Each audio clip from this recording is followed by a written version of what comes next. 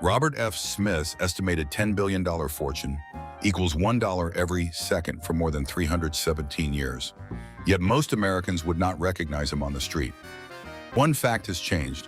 Forbes ranked Smith fourth among black billionaires in March 2026, behind current black American leader Alexander Karp, whose fortune was estimated at $13.4 billion.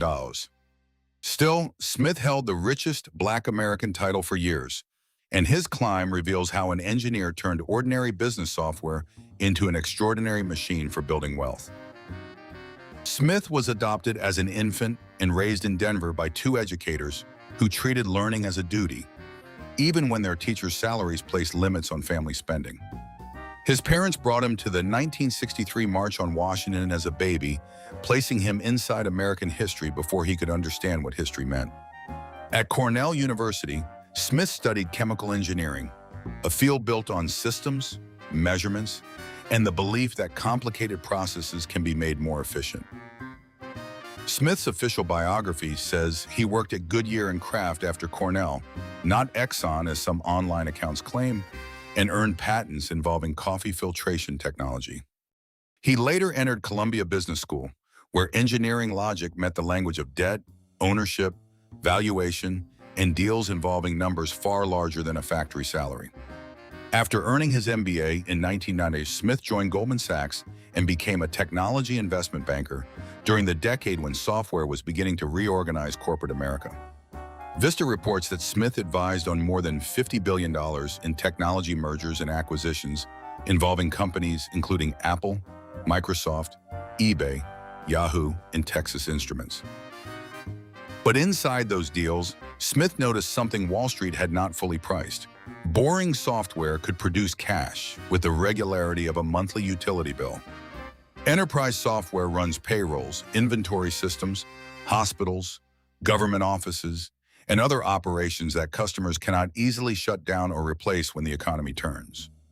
Its multi-year contracts and renewal payments can create recurring revenue, giving investors a clearer view of future cash than they might get from restaurants, retailers, or factories. Predictable cash also supports predictable borrowing, which matters because private equity firms often use debt to buy companies and repay that debt from the business's earnings.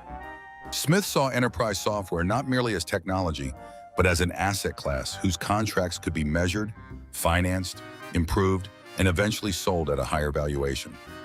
In 2000, he left Goldman and founded Vista Equity Partners, focusing the new firm on software companies that many investors considered too specialized, technical, or simply dull. Vista would buy these businesses, study their recurring revenue, tighten their operations, improve sales, add complementary companies, and seek an exit through a sale or public offering. The system became known as the Vista Standard Operating Procedures, later called Vista Best Practices, a detailed playbook applied repeatedly across companies with similar economic engines. Financial publications have reported that Vista produced one of private equity's strongest long-term records, although private fund returns are not as transparent as public stock results. Here's the deeper twist. Smith did not become a technology billionaire by inventing software. He became one by standardizing how software companies were bought and operated.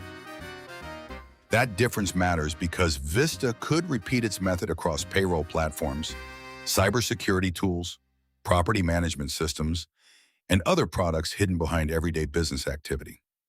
Each successful deal attracted larger investors. Each larger fund created more management fees and potential profit shares, and Smith's ownership in Vista multiplied the wealth flowing upward. Vista said in 2026 that it managed $103 billion in equity assets and oversaw more than 85 companies, employing over 95,000 people around the world.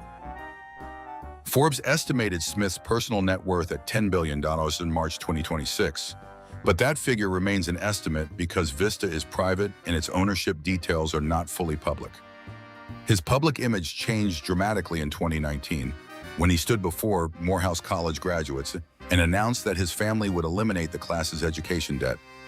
Morehouse later valued the gift at $34 million, covering loans connected to 396 graduates as well as qualifying federal education debt carried by parents and guardians. 2 years earlier, Smith became the first Black American to sign the Giving Pledge, whose members publicly promised to direct most of their wealth toward charitable causes. But the clean public story broke open in 2020, when federal investigators revealed that part of Smith's fortune had been hidden from the United States government. In a Justice Department non-prosecution agreement, Smith admitted concealing more than $200 million in partnership income and agreed to pay approximately $139 million in taxes and penalties. He avoided prosecution and jail by paying, abandoning certain charitable deductions, and cooperating with investigators, which are facts of the agreement rather than proof that the conduct was minor. Smith's record therefore resists a simple label. The Morehouse debt relief changed hundreds of lives, while the tax case exposed choices unavailable to almost anyone without vast resources.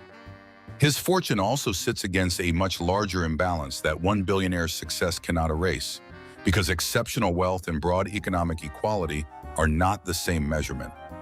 The Federal Reserve's 2022 survey of consumer finances placed median white family wealth at $285,000 and median black family wealth at $44,900, a gap of more than 6 to 1.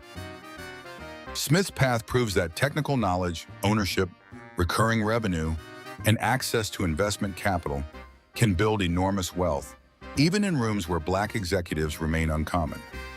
It does not prove that race stops shaping access to housing, education, inheritance, credit, or the early capital that allows a person to survive long enough to take a major risk.